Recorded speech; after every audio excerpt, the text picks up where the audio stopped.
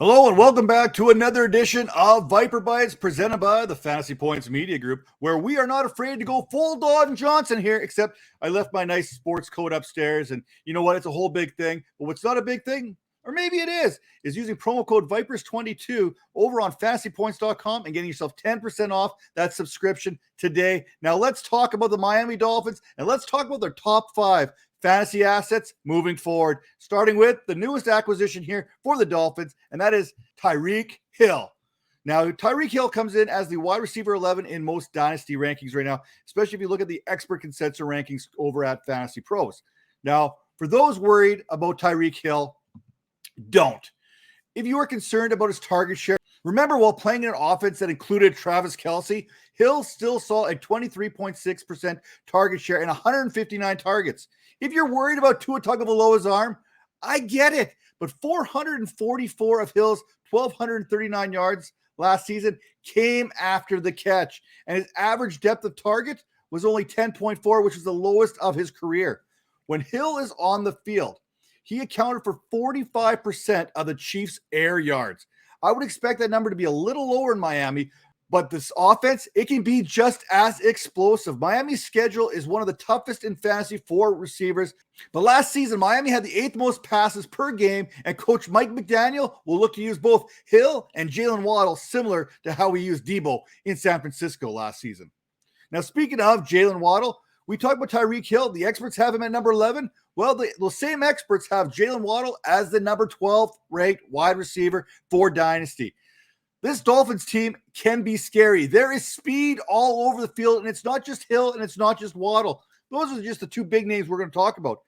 As for Hill and Waddle, either one of these guys can catch a screen pass and take it to the distance on any given play.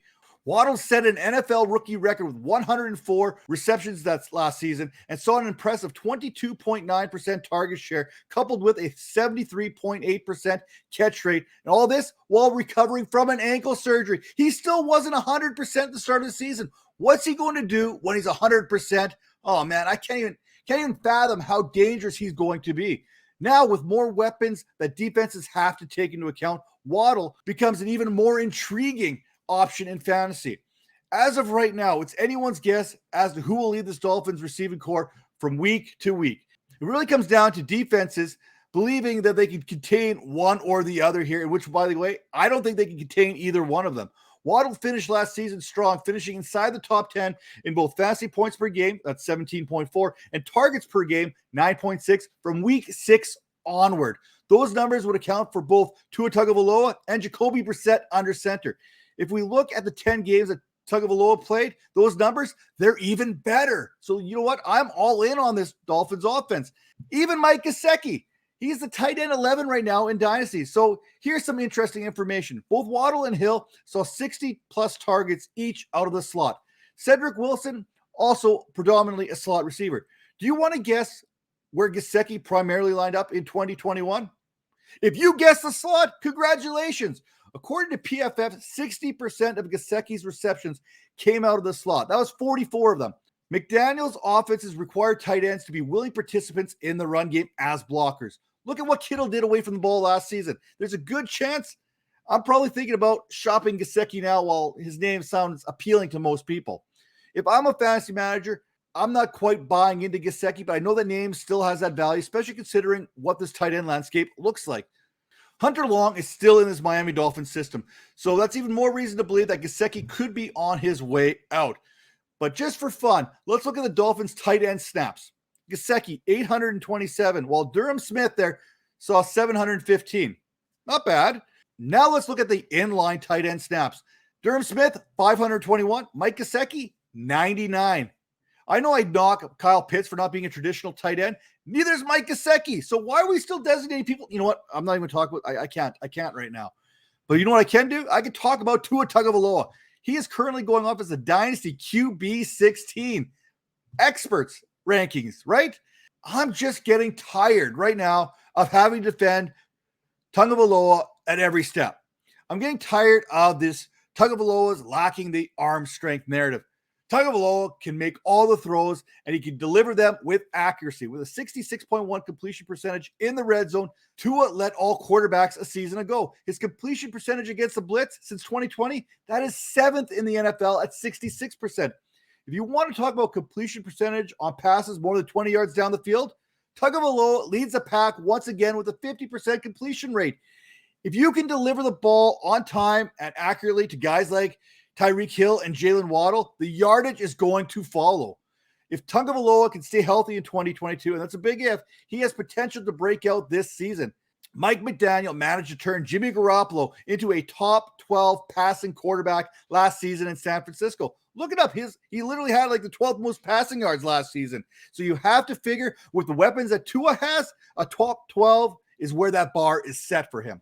Now at running back, we have Chase Edmonds, another very underrated player right now.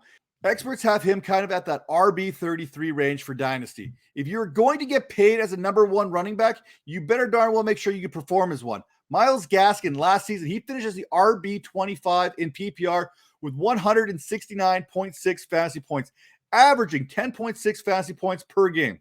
In the offseason here, he was rewarded with the Dolphins signing not only Sony Michel, not only Raheem Mostert, but Chase Edmonds as well. Edmonds played in only 12 games with Arizona last season, splitting touches with James Conner. Edmonds, for his part, was primarily used in the passing game, seeing 53 targets while attempting just 116 carries in that injury-shortened season. Durability concerns will also play a factor in Edmonds' value, but when Conner missed weeks 16 and 17 last season, it was Edmonds that showed how explosive he could be, averaging 23.9 expected fantasy points per contest.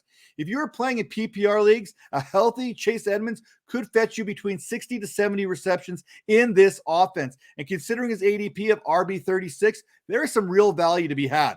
If you want to look for a reason to believe, if you need more reasons to believe in Chase Edmonds, he averaged 14.5 fantasy points per game in 10 games in which he was healthy and received a regular workload. That would have been in that RB 15 range, and he only had 2 touchdowns.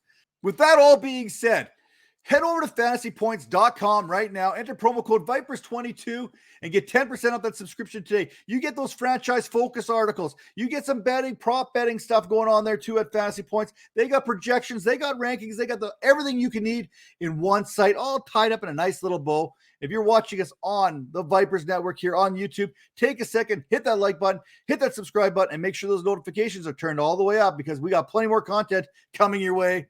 Stay tuned.